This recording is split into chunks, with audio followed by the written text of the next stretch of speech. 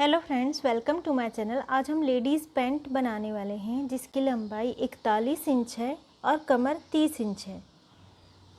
क्योंकि बच्ची बहुत लंबी है, 41 इंच लंबाई है, इसलिए हमने 2.25 मीटर कपड़ा लिया हुआ है।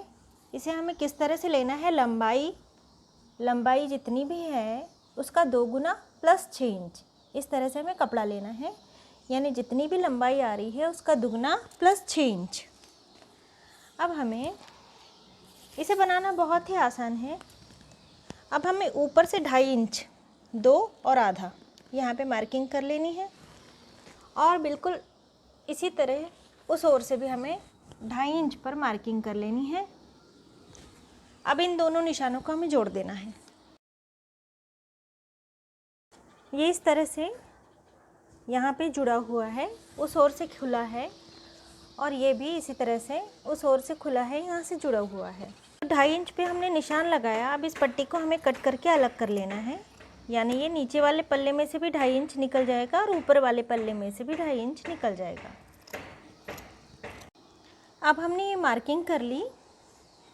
अब यहाँ से जो जुड़े हुए हैं पल्ले, ये हमें कट करके अलग कर लेने हैं ताकि दोनों पैर के दोनों पल्ले अलग अलग हो जाएं। अब हमने इसे कट कर लिया है और ये दोनों पल्ले हमने अलग अलग कर लिए हैं। अब हमें एक पल्ला लेना है और इसे खोल लेना है और दूसरा पल्ला इस पर इस तरह से रखना है कि ये 11 इंच आए। यानी दूसरे पल्ले को पहले हमें नाप लेना है 11 इंच। इस तरह से नाप लिया मैंने। अब यहाँ से फोल्ड कर देना है इस तरह से। 11 इंच पर मैंने फोल्ड कर दिया। अब ये वाला हिस्सा यहाँ पर आ जाना चाहिए, इस तरह हमें रख देना है।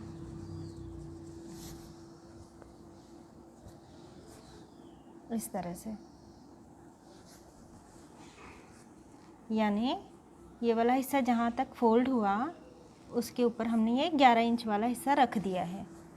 अब ये वाला जो भाग बचा हुआ है ये है 3.5 इंच का, तो हमें आधा इंच छोड़ देना है यहाँ से और ये 3 इंच पर हमें मार्किंग कर लेनी है।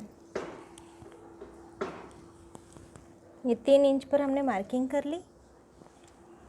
ये जो हमने निशान लगाया है आधे इंच का, ये सिलाई में जाएगा और ये जो कपड़ा फोल्ड है वहाँ तक ये 11 इंच है। तो हमने 11 इंच ही क्यों लिया है, क्योंकि कमर है 30 इंच और इसका चौथा हिस्सा होता है 7.5 प्लस 3 इंच हमें इसमें मिला लेना है, तो 8.5, 9.5 और लगभग 10.5 तक होना चाहिए। लेकिन यहाँ मैंने 11 इंच ले लिया है, आधा इंच ज़्यादा लिया है। तो जितनी हमारी कमर होती है उसका चौथा हिस्सा प्लस 3 इंच, इस तरह से हमें नाप लेना है यहाँ पे। और इसके अलावा यहाँ पे 3 इंच या कम से कम 2 इंच बचा हुआ होना चाहिए। इस तरह से आप ये वाला पल्ला फोल्ड कीजिए तो आप अपने नाप के हिसाब से बना सकेंगे। कमर का चौथा हिस्सा प्लस 3 इंच ये होना चाहिए। यदि 2 इंच भी मिलाया जाए तो भी चलता है। और यहाँ से भी मैंने 3 इंच लिया है, यदि 2 इंच भी छूटे तो भी चलता है, लेकिन यहाँ से आधा इंच सिलाई के लिए होना चाहिए। अब यहाँ से मैं 11 इंच पर मार्किंग कर रही हूँ। 11 इंच सभी के लिए 11 इंच पर्याप्त रहता है। यदि आपको कम लगे तो आप 12 इंच ले सकते हैं। अब इसे हमें बिल्कुल सीधे, ये जिस तरह से ये कपड़ा फोल्ड हुआ है इसी तरह से आधे इंच के अंतर पे हमें ड्रॉ कर लेनी है लाइन, और फिर यहाँ से हमें इसे गोलाई दे देनी है और हमें इसे कट कर लेना है। अब ये जो निशान हमने 11 इंच पे लगाया, ये 11 इंच पे ही हमने निशान क्यों लगाया, कमर का तीसरा हिस्सा प्लस 1 इंच, इस तरह से ये वाला नाप हमें लेना होता है। कमर का तीसरा हिस्सा प्लस 1 इंच, यानी कमर है 30 तो तीसरा हिस्सा हुआ 10 और प्लस 1 इंच यानी 11। ये 11 इंच पे हमने इसलिए कट किया है। आपकी जो भी कमर हो उसका तीसरा हिस्सा प्लस 1 इंच करके आप इसे कट कीजिए। अब हमने यहाँ का हिस्सा कट कर लिया। अब हम नीचे का हिस्सा कट करेंगे। इसके लिए ये जो ऊपर वाला भाग है इसे हमें इस तरह क्रॉस में टेप रखनी है, यानी यूँ बीच में टेप रखनी है इसके, और 5 इंच, इस तरह 5 इंच पर मार्किंग कर लेनी है हमें। अब ये मार्किंग कर लेने के बाद हमें इसे इस तरह गोलाई में शेप दे देना है। और यहाँ से यानी ये जितना भाग हुआ, ये हमने गोलाई के लिए जितना भाग दिया 8 इंच, तो यहाँ पे 8 का आधा और यानी 12 इंच, इस तरह से 12 इंच, यहाँ पे 12 इंच तक जाएंगे हम। और इस तरह से हमें इसे शेप दे के कट कर लेना है। अब ये जो पल्ला हमने कट कर लिया है इसे हमें खोल लेना है। और ये सीधा वाला भाग है, तो सीधे वाले भाग पर इस तरह ये दूसरा पल्ला हमें उल्टा रख लेना है, इस तरह से। और बिल्कुल उसी नाप से हमें ये वाला भाग भी कट कर लेना है। और नीचे जो हमने गोलाई ली थी वो भी हमें कट कर लेना है, यानी इसी तरह से बिल्कुल दूसरा पल्ला भी कट हो जाए। अब हमें यहाँ से पाइपिंग लगानी है, किसी भी अलग रंग की पाइपिंग यहाँ से इस तरह ये गोलाई में लेते हुए और यहाँ तक पाइपिंग लगा लेनी है। यानी पाइपिंग लगाते समय ये ध्यान रखना है कि ये जो नीचे का गोलाई वाला हिस्सा काटा है, ये वाला हिस्से के दोनों ओर हमें पाइपिंग लगानी है। पाइपिंग लगाने के लिए ये सीधा पल्ला रखना है, यानी ये उल्टी प्रिंट है, ये सीधी प्रिंट है। और इस पर ये भी सीधी वाली प्रिंट, ये यहाँ उल्टी है, सीधे पर इस तरह सीधी हमें रख देनी है। और यहाँ से पूरे में सिलाई लगा लेनी है। इसके बाद इसे इस तरह से लेकर सिलाई लगाने के बाद ये इस तरह से आ जाएगा। फिर इसे एक बार और फोल्ड कर देना है और एक बार और फोल्ड करके यहाँ पर हमें सिलाई लगा देनी है। या फिर इसके बदले आप इस तरह से करके इसकी बिल्कुल बारीक बारीक झालर तैयार करके इसे भी यहाँ पर लगा सकते हैं, इस तरह से। अभी हमने पाइपिंग लगा ली है। अब ये वाला हिस्सा जहाँ पाइपिंग नहीं है और एक ये वाला हिस्सा, तो पहले हम ये वाला हिस्सा रखेंगे जहाँ पाइपिंग नहीं है और इसे हम बराबरी में रखेंगे। और ये वाला हिस्सा जहाँ पाइपिंग लगी हुई है इसे हम इस तरह से रखेंगे कि यहाँ से 1 उंगल दूर पर रहे ये, इस तरह। और अब आगे वाला हिस्सा ये हम ले लेंगे और ये वाला हिस्सा, और अब हम यहाँ से सिलाई लगाकर इसे जोड़ लेंगे इसमें यहाँ तक। अभी हमने यहाँ से सिलाई लगा के इसे जोड़ लिया है, यानी ये 2 पल्ले हो गए हैं। सामने की ओर 2 पल्ले हैं और ये पीछे की ओर एक ही पल्ला है।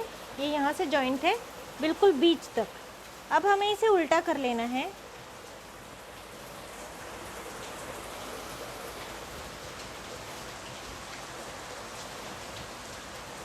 इस तरह से उल्टा करने के बाद